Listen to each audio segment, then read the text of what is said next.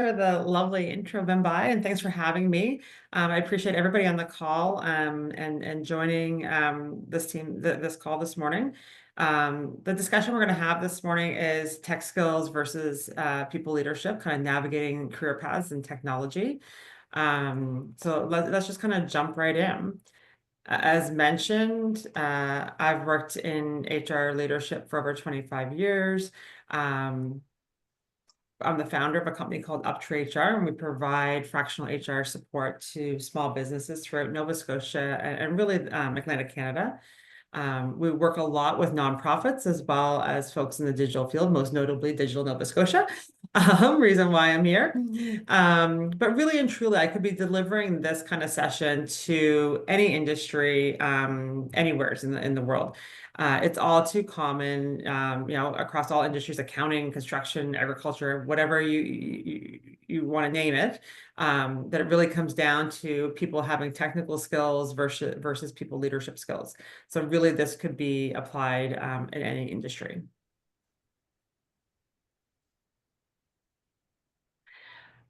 My apologies here. I feel like my Metameter is not functioning properly this morning. More technical issues on our side, but feel free to pop in the chat kind of how you're feeling this morning about being here and about the topic in general, or just how you woke up this morning. Feel free to pop it in the chat.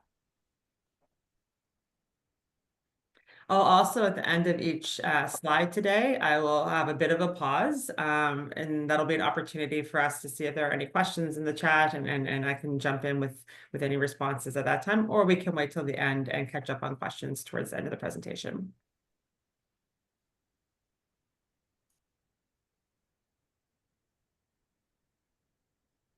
So this presentation today is really targeted towards two audiences, people who might be looking to choose the right path for them, as well as folks who are in leadership roles or leading organizations who want to optimize the talent on their team through progressive career pathing. So it's really for employers and employees. You're going to hear me use two key terms today. Managers being one, and while managers can often manage functions, today when I reference a manager, I'm referencing people managers, so people who are accountable for the work and development of others, and who also make key decisions. You'll also hear me use the term individual contributor. Individual contributor are usually folks who are subject matter experts in their specialty. These are people who others often rely on just to get the job done.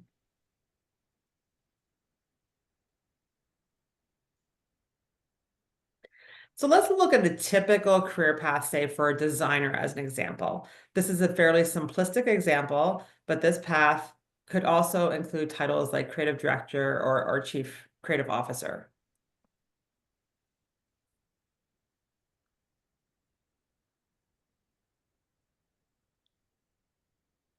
So in this path, what happens is we usually end up leading teams. So making the strategic decisions, overseeing projects and project team managers. If someone decides that they don't want to lead people or and too few people actually make this choice, they hit the kind of a career ceiling pretty quick. Usually around the senior designer. Once you move into a manager role, that's when your responsibilities will move more from the tactical and the technical to managing people. How discouraging would it be if you went to school and you studied hard and you're doing something that you absolutely loved, but really you only had one or two opportunities to advance through your entire career? Would you push a bad choice? Would you push to move into a management role even though you didn't want to manage people? Would you do this so that you gain the respect and you do what people thought was right? That you would see that would be what you have to do to kind of gain success. Years ago, when I started my business, I know this is going to be a bit of a sidetrack here, but years ago when I started my business, I read a book called The E-Myth by Michael Gerber. Some of you may have heard of it. If you haven't, it's a great book about the entrepreneurial myth that people who start their own business actually have the skill to do so. Most are just great technicians at their trades, but not great leaders. It's the same thing within organizations. Just because you're really good at your job doesn't mean that you will be a great leader or that you want to be a great leader. I've seen so many individual contributors who are really strong and get promoted, and then they fail over and over again. And I've seen this across my career. I hear things like, she is the best on the team, or it's the next logical step, or my absolute favorite, if we don't promote him to manager, we're going to lose him. What if there was a better way of doing this?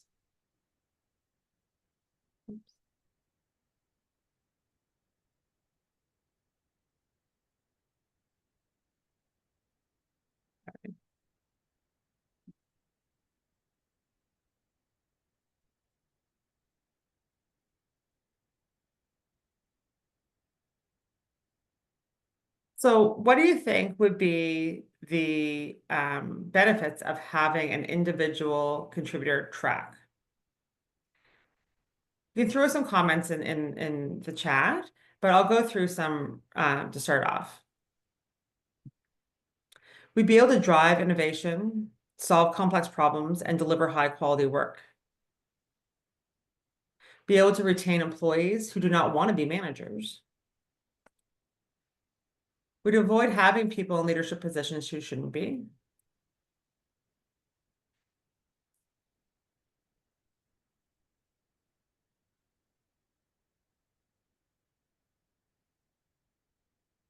There. Employees will be continuously honing their craft and staying on top of trends.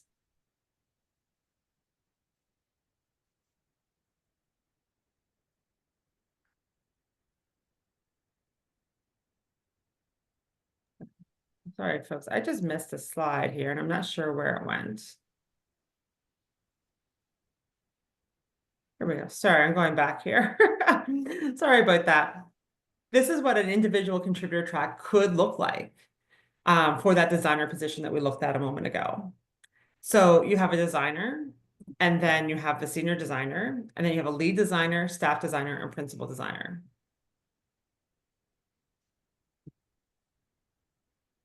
This would be where the typical ceiling would be for individual contributors. But as you can see, we've created a much broader career for this person, much more opportunity for advancement and progression, and an increased salary and responsibility without the need of having to manage people.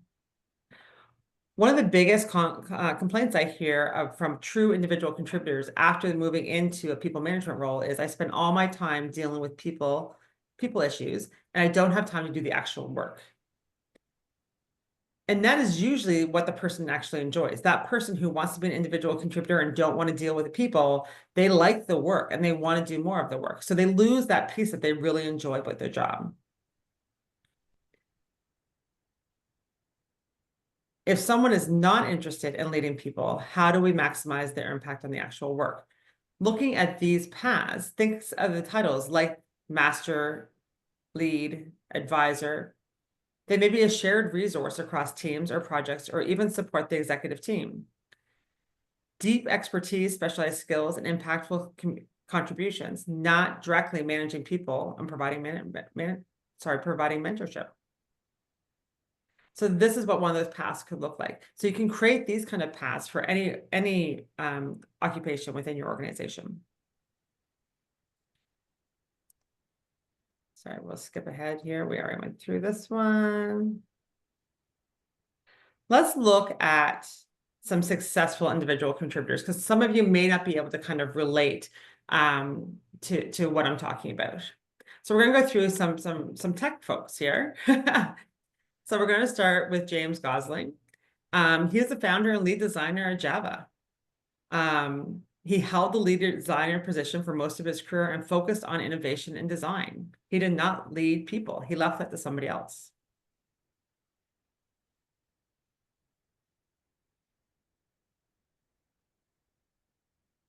How about the person responsible for the Linux operating system?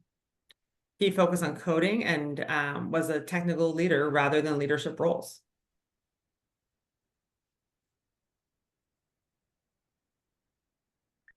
Now let's talk about people who probably shouldn't have been managers. because they're out there, and these are some great examples. And it doesn't mean these people were bad people. It just meant that they probably should have stayed in an individual contributor role and not taken on people leadership. So the first, Travis Kalanick, co-founder of Uber and CEO until 2017. Not sure if you've heard of this guy, but he wasn't the greatest at leading his organization. While he was instrumental to building a company into a global kind of transportation powerhouse, his leadership was marred by controversy, including allegations fostering a toxic work culture, aggressive business tactics, and ethical issues. Pressure from investors ultimately led to his resignation as CEO. Mike Jeffries is another great example. He was the CEO of Abercrombie and Fitch from 92 to 2014. I saw a great documentary on this. I think it was on Netflix, and kind of how he led and the discriminatory actions of his organization. So he was known for this controversial management style with an emphasis on hiring based on looks and perceived attractiveness. He had a very specific target market, and he would exclude certain body types. And that sparked criticism and legal challenges, raising questions about his ability to lead a diverse and inclusive workforce. It was incredibly discriminatory. Some others that you may think of as well, Steve Jobs. He was obviously an incredibly intelligent and witty, but had a very short temper and was not great leading people. You've probably heard the story about how he was let go and then brought back. Jack Dorsey is another one from Twitter. Very poor management and lack of communication. Again, smart guy, knew what he was doing from a technical standpoint, but was not a great leader. I'm sure you can all think of people in your organizations that you've worked with in the past or even currently that have not been great people leaders. And what kind of impact did that have on the organization and its teams and its people? It can be pretty significant.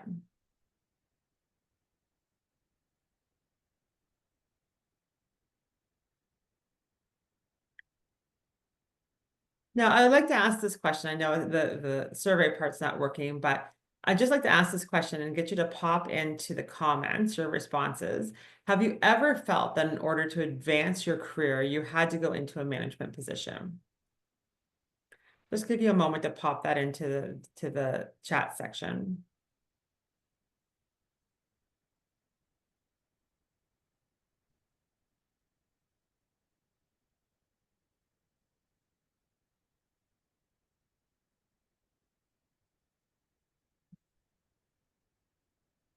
I'm seeing a lot of yeses in there.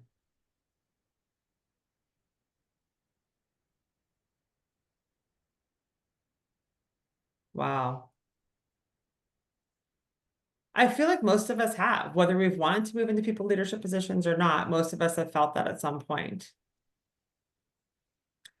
So what do we do about it?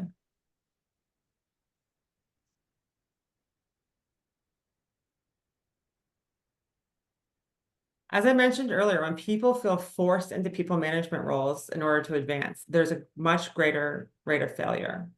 We need to stop equating people management to career success, and we need to start valuing technical skills, knowledge, and progressive paths.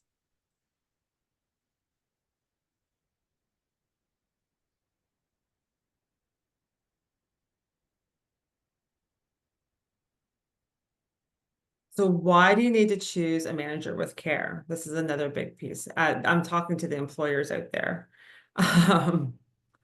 We need to talk about management and individual contributor tracks openly. We need to encourage employees to explore the tracks that appeal to them. We need to hold space for employees to voice if a management track is not for them. Create a safety net for people to opt out, opportunities to test the waters. We need to be open to have this kind of communication with folks for them to be able to try different roles and see if it's something that they're interested in, and to have that opportunity to opt out and to be able to say, hey, this is not for me. And then what is that next step for them? It cannot be exiting the organization.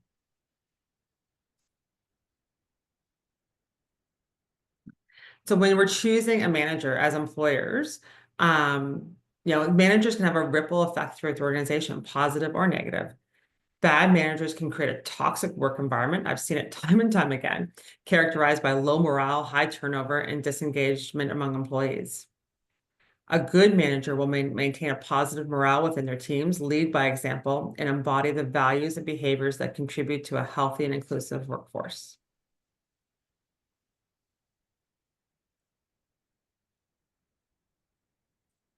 So I like to take a moment again, pop into the chat, what to look for in a people leader. What do you think we should be looking for when we're looking for the next leader within a department, team, or organization? What characteristics should that person have? Just pop it into the chat real quick.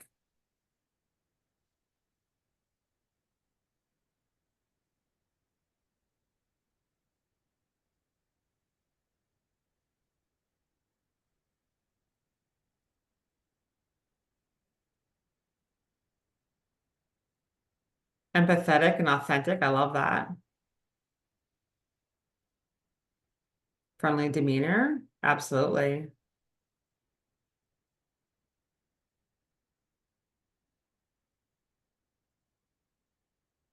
Anyone else?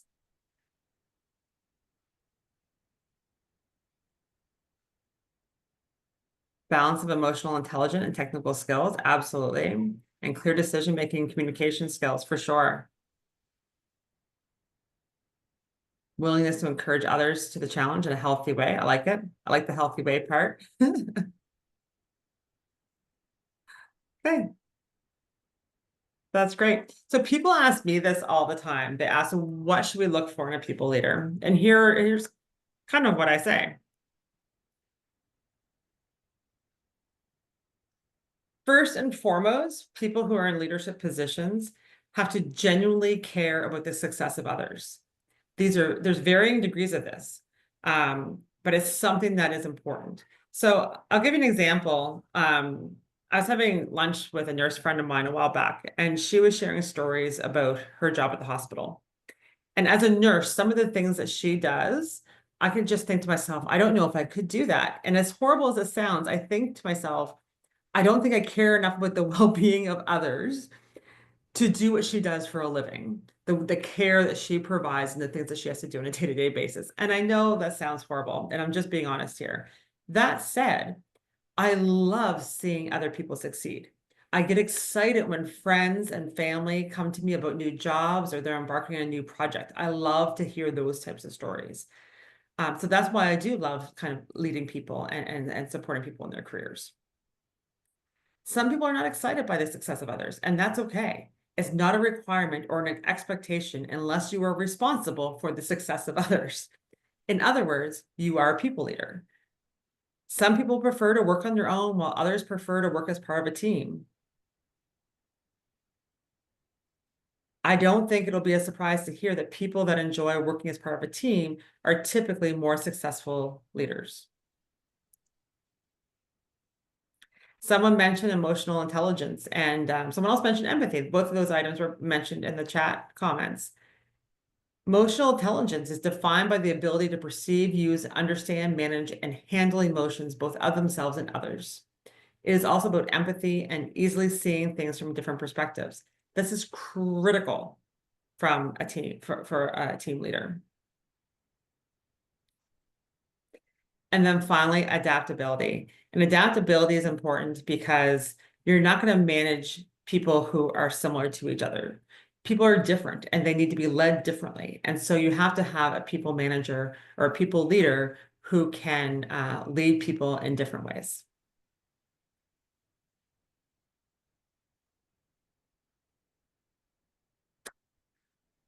I mentioned earlier about kind of moving in between people manager and individual contributor roles.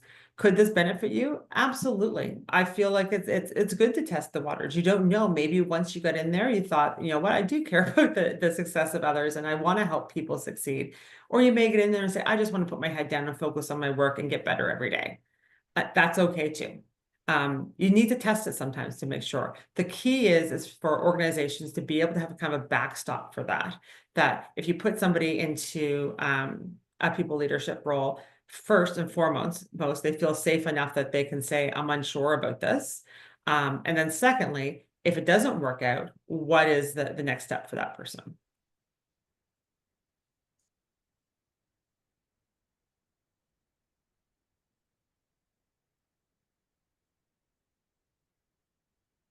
Think about this a little bit. Not to drop it in the chat, but think about this. Are there opportunities for advancement within your organization that are not management positions?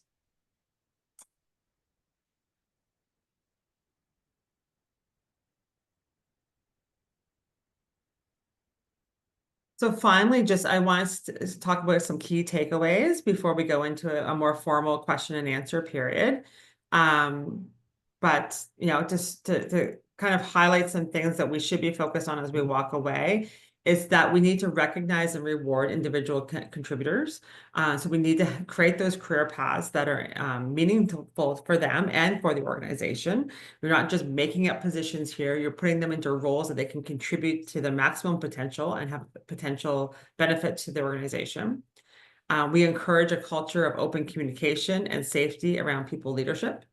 Again, that means that if someone is, you're sitting either in a performance review with an employee, or you're talking about a potential opportunity for that person, that that person feels safe to be able to say, hey, I'm not sure I want to manage people. I don't know if I'll be good at it. I need some training to do this. Whatever their concerns are, and that people just don't feel forced to take on these roles so that they can have some career advancement and see a potential increase or whatever it may be. And also to be able to have that second option for folks that if it doesn't work out, that's okay. On a side note, it's also okay for someone just to say, hey, this is not for me. I have no interest in ever managing people. And as employers, we need to respect that. And that's when, again, we sit down and we start talking about alternative career paths that do not include the leadership of people. That's how we keep people engaged and we retain employees on a long-term basis. And then finally, the benefits to the organization and innovation and employee retention. Like I said, these people who are good at what they do, and if we can find ways to maximize their contribution to their role, that is the key outcome. And then, of course, the employee retention piece is how we're going to retain people longer by creating these more customized, specialized career paths for them.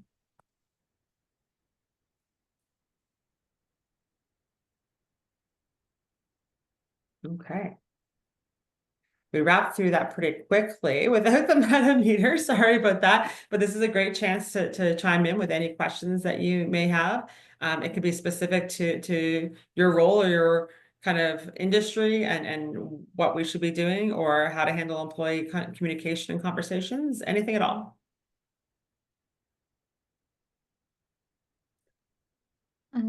Sarah, we had a question come in earlier in the chat, might have gone lost in conversation, but someone was asking, what's the career pathway for policy graduate or non-tech professional? So it would really depend on your organization and what your current role is. But you would have to sit down with the organization and say, okay, this is how this person can contribute as they progress within a non-manager kind of pathway. So what is that next step? What is the development? What can you focus on? How can you be of value at a higher level, perhaps across more functional teams or an advisory capacity? It would really depend on the role in the organization. The important part is to start that conversation. If you do not feel, if you're in a role today within an organization and you feel like a people management role is the logical next step or the expected next step, have that conversation, open that dialogue to say, hey, what are my options here if I feel like I don't want to manage people?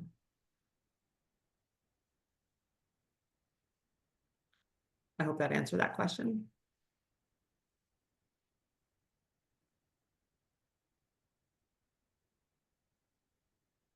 Any other questions?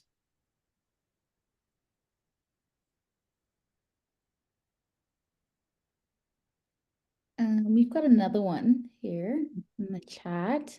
Any tips on how to navigate mergers? The company I work for recently merged with four other companies, and it's been difficult to figure out what my career path looks like now. And by extension, the competition for leadership roles is a lot higher. I bet. Yes. So that's a complex question. I've worked for almost a decade in mergers and acquisitions, so I know exactly what you're talking about. We had companies that were acquired, and then our company was acquired, and there's so many different levels.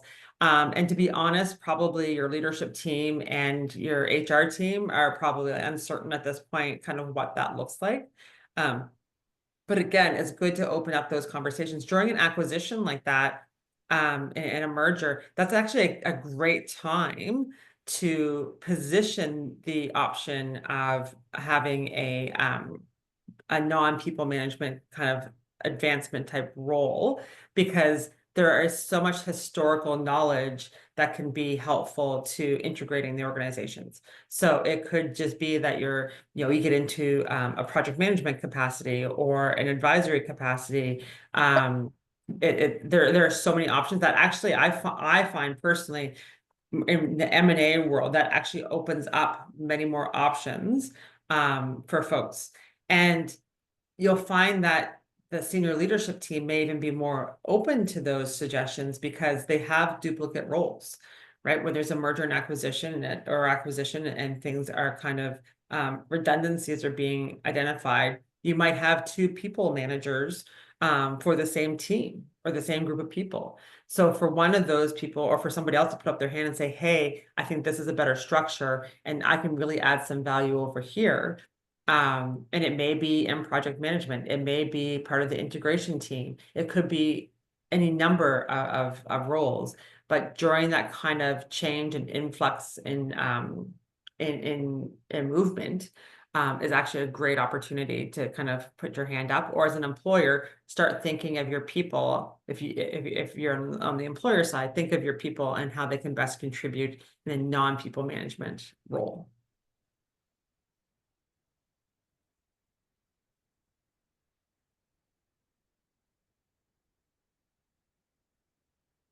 Okay, we have another question here. Do you have any suggestions on how to best leverage existing people skills slash work experience and combine it with tech training to advance? Brackets via academic programs, free courses, micro credentials, etc.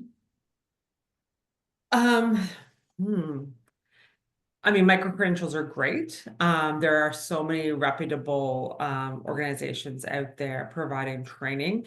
It would really depend on um, your focus and your current role and where you want to go. But I would say definitely, do your research and reach out to organizations like Digital Nova Scotia who may be able to assist, and local universities. But I think the focus, the trends recently anyways, have been a lot more focus on micro credentials than saying going and taking a full program if it's not needed. But getting certifications or designations or focusing on micro credentials, things that very specific things that you can do to build your skill set. But also like on the personal side, if people think of micro credentials often just technical skills, but there are softer skill development as well on the micro credential side. So you can take trainings and courses and learn more about people management or just working with people in general, collaboration and teamwork and problem solving, some of those softer skills. I took a course years ago. It was a professional development course through St. Mary's that was like a 3-day workshop on critical thinking. And it sounds kind of like a random thing to take, but it was really, really interesting. And I felt it really helped me develop my skill as a leader, not just a leader of a function, but also a leader of people, because it changed the way I thought and made decisions. So even if you're not going to be a people leader, those are some of the skills that you can still focus on to prepare yourself for advancement, around communication and decision making and problem solving.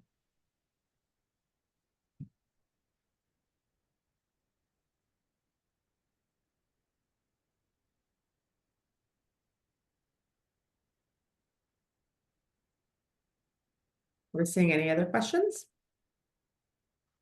No, I don't see any right now. No? Okay. If anyone would like to unmute their mic, feel free to do so.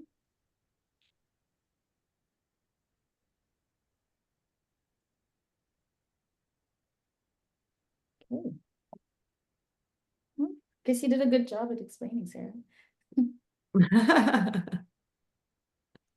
No, and sorry it was so short. And sorry for the confusion with the slides. It's been that kind of morning, not a good technical morning for me. So I hear you. I appreciate everyone coming out, and I really enjoyed this. And thank you so much for by and Digital Nova Scotia for having me.